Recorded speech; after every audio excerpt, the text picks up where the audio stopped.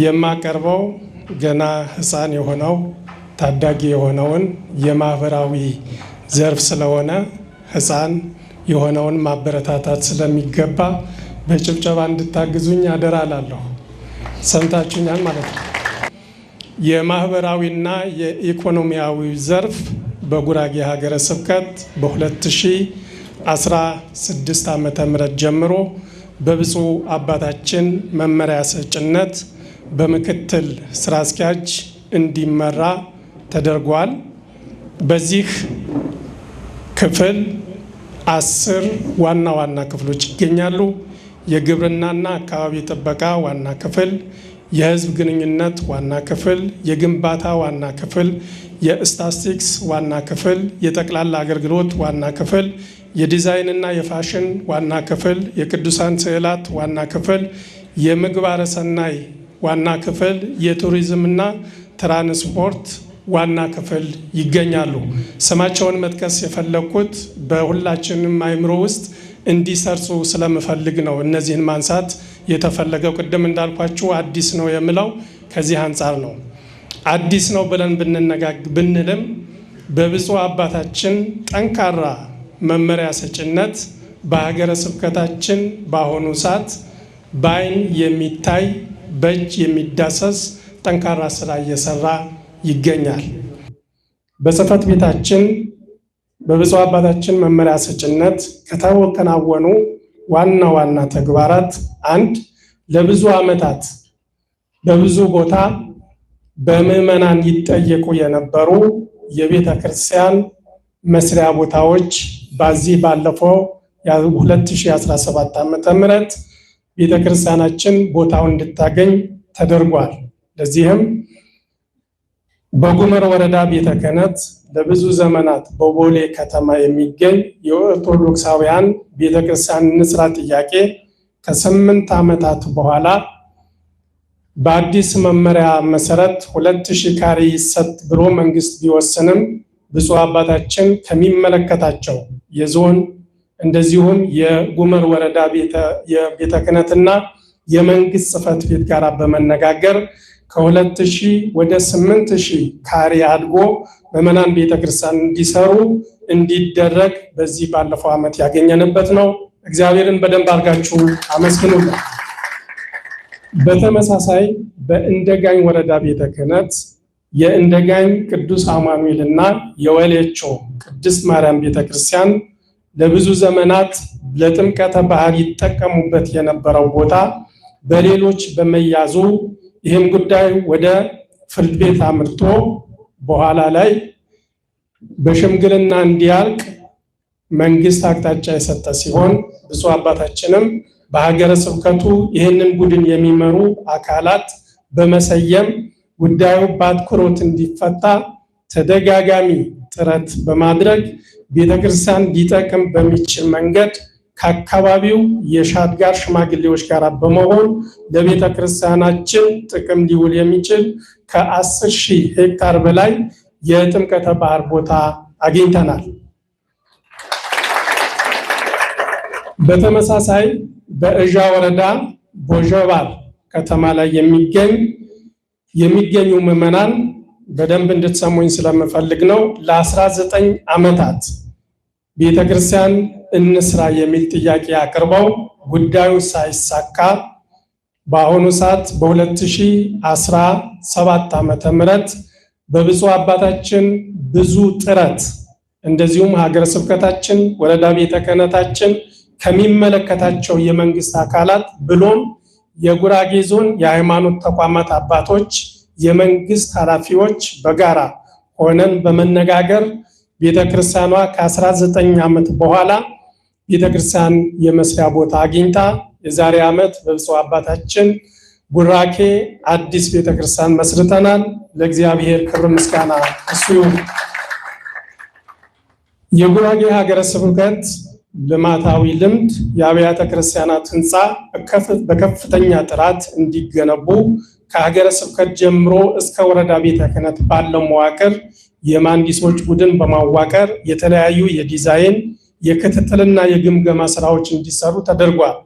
ዲዛይናቸው ጸድቆላቸው የሚገነቡ ህንፃ አብያተ ክርስቲያናት በዙሪያቸው አገልግሎት ሰጪ ተቋማት ማለትም የሰበካ ጉባኤ ጽሕፈት ቤት፣ የስብከተ ወንጌል አዳራሽ፣ ቤተ መዘክር፣ ግቢውን አረንጓዴ ማድረግ የመሳሰሉ ስራዎች በብፁዕነታቸው መሪ ሰጭነት እየተሰራበት ይገኛል። በዣ ወረዳ በአገና ከተማ 35 አድባራት በመደራጀት አክሲዮን አቋቁመው በአገና ከተማ ከመንግስት መሬት በሊዝ ገዝተው G+5 የሆነ የገበያ ማዕከል እየገነቡ ይገኛሉ።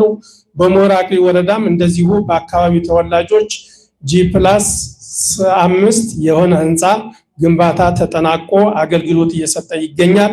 እንደ ሀገረ ስብከታችንም ከ50,000 ሄክታር የኢንቨስትመንት መሬት ከመንግስት ተጠይቆ በአንዳንድ ጉዳዮች ዘግይቶ ነው እንጂ ለማግኘት ጫፍ ላይ እየደረሰን እንገኛለን። ወልቂጤ ደብረ ጽዮን ቅድስት ማርያም ቤተክርስቲያን ለገቢ ማስገኛ የሚሆን 700 ካሬ ሜትር ቦታ በመሃል ከተማ ላይ በ7 ሚሊዮን ብር ግዢ ተፈጽሟል። ይሄም እጅግ የሚያስደስትና ሌሎችም አብያተ ክርስቲያናት ከተማ ላይ እንዲህ አይነት የልማት ስራ እንዲሰሩ የሚያስችል ምሳሌ ስለሆነ ብፁዕ አባታችንም የደብሩ ማስተዳዳሪ በዚህ መንገድ እንድታመሰግኑልን እንጠይቃለን። እንደ ማህበራዊና ኢኮኖሚያዊ ዘርፍ ቤተክርስቲያንን ከልመና የሚያወጡ እንዲህ አይነት ጠንካራ የሆኑ ስራዎች መስራት በተለይ አስተዳዳሪዎች፣ የሰበካ ጉባኤ አባላት ይህንን አይነት ምሳሌ በመያዝ እንድትሰሩ በዚሁ አጋጣሚ አደራ እንላለን። አድባራትና ገዳማት በግብርናው ዘርፍ ማለትም በእርሻ፣ በከብት እርባታ ማድለብ፣ በንብ ማነብ፣ በመስኖና በሌሎችም ስራዎች ወደ ልማት እንዲገቡ በብፁዕነታቸው መመሪያ ተሰጥቶ የግብርና ባለሙያዎች ቡድን በሀገረ ስብከቱ ጀምሮ እስከ አጥቢያ ተዋቅሮ እየተሰራ የሚገኝ ሲሆን በበጀት ዓመቱም በቆሎ፣ ስንዴ፣ ገብስ፣ ድንች፣ ጤፍ፣ የጓሮ አትክልት ለምቷል። እንዲሁም በስለት የሚገቡ እንስሳት እንዳይሸጡ ለእርባታ እንዲውሉ በተሰጠው መመሪያ መሰረት በተለያዩ አድባራትና ገዳማት ይሄ ስራ ተጠናክሮ እየተሰራ ይገኛል። በሀገረ ስብከቱ ያሉት ታቦታት ማለትም ዋናና ደባር ተለይተው የት ቤተክርስቲያን ምን ታቦት እንዳለ ብፁዕ አባታችን በሰጡት መመሪያ መሰረት ሁሉንም የታቦታት የስም በመስጠት በሀገረ ስብከቱ መዝገብ ላይ ተመዝግቦ ይገኛል። የግንባታ ክፍል በተመለከተ እንደሚታወቀው የጉራጌ ሀገረ ስብከት ላለፉት ዓመታት የጽሕፈት ቤቱን ህንፃ ጨምሮ በዙሪያው የሚገኙ የተለያዩ አብያተ ክርስቲያናትን በመገንባት ላይ ይገኛል። ለዚህም ስራ መገንባት በደረጃ 7 እርከን ስር የሚገኙ የህንፃ ተቋራጮችን በመምረጥ በስሩ ባሉ ንዑሳን ክፍሎች ውይይትና ምክክር ከተደረገ በኋላ ለግንባታው ስራ የሚሆን እቅድ ተነድፎና የተለያዩ ጥናታዊ ጽሑፎችን በማቀናጀት በስራ ላይ ውለዋል። በተጨማሪም በሀገረ ስብከቱ ስር የሚገኙ ህንፃ ግንባታዎች ሙሉ በሙሉ በሀገረ ስብከቱ ግንባታ ክፍል እንዲገነቡና ክትትል እንዲደረግባቸው በተሰጠው መመሪያ መሰረት እየተሰራበት ይገኛል። በዚህም የስራ ሂደት ላይ በሀገረ ስብከቱ ስር የሚገኙ አብያተ ክርስቲያናት የህንፃ ዲዛይን ግንባታ በመመልከትና በመገምገም መሻሻል የሚገባቸውን ለውጥ በማድረግ እንዲሁም አዳዲስ ለሚጀመሩ ህንፃዎች ደግሞ ደረጃቸው የጠበቁ ህንፃ ዲዛይኖች ሙሉ በሙሉ በሀገረ ስብከቱ እንዲሰሩ ለማድረግ መመሪያ ተሰጥቶ ይህንን ስራ ተጠናክሮ እየቀጠለ ይገኛል። በሀገረ ስብከቱና በወረዳ ቤተ ክህነቱ በጋራ የሚተዳደሩበት ህግ ተዘጋጅቷል። በሀገረ ስብከቱ ስር ግንባታቸው የተጀመሩና ለፍጻሜ የደረሱ ያሉ ህንፃ አብያተ ክርስቲያናት በመለየትና ደረጃ በመስጠት ስራ ተሰርቷል። ለአብነትም ያህል በአበሽጌ ወረዳ የሆዳ ዳራት ቅዱስ ሚካኤል በሀገረ ስብከቱ መሐንዲሶች ክትትል በማድረግ ስራው ከፍጻሜ እንዲደርስ ለምርቃት እንዲበቃ ተደርጓል። ካሉት 11 ወረዳ ቤተ ክህነቶች 6 ወረዳ ቤተ ክህነት በጠየቁት መሰረት ለ20 አብያተ ክርስቲያናት የኮንስሊንግ አገልግሎት ተሰጥቷል። በዚህም እዣ ወረዳ ቤተ ክህነት የዋናው ጽሕፈት ቤት፣ ቻሃ ወረዳ ቤተ ክህነት ሞጨ መድኃኔዓለምና ዳቁነ ሚካኤል፣ ጌታ ወረዳ ቤተ ክህነት ቋንጤ ቅዱስ ዑራኤል፣ ቀረሶ ቅዱስ ጊዮርጊስ፣ ቀቡል ቅዱስ ገብርኤል፣ ወዳቃ አቡነ ገብረ መንፈስ ቅዱስ፣ ጭራር እግዚአብሔር አብ ቤተክርስቲያን መንበረ ጵጵስና ወረዳ ቤተ ክህነት ወልቂጤ ደብረ ጽዮን ቅድስት ማርያም፣ ወልቂጤ ቅድስት አርሴማ፣ ጉብሬ ቅዱስ እስጢፋኖስ፣ ኤዋን ቅዱስ ሚካኤል እነዚህ በሀገረ ስብከቱ የዲዛይንና የግንባታ ክፍል ክትትል የሚደረግባቸው ቦታዎች ናቸው።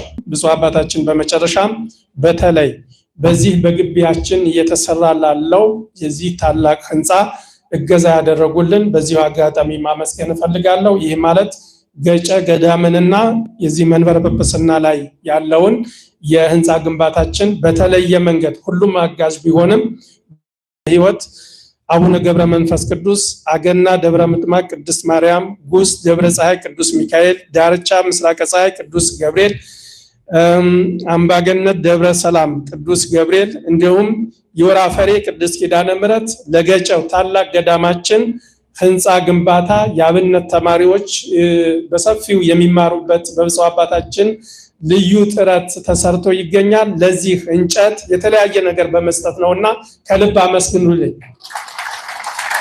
ይሄ ደግሞ በርቸ በሌሎቻችሁም እንዲደርሱ ጸሎት አድርጉ።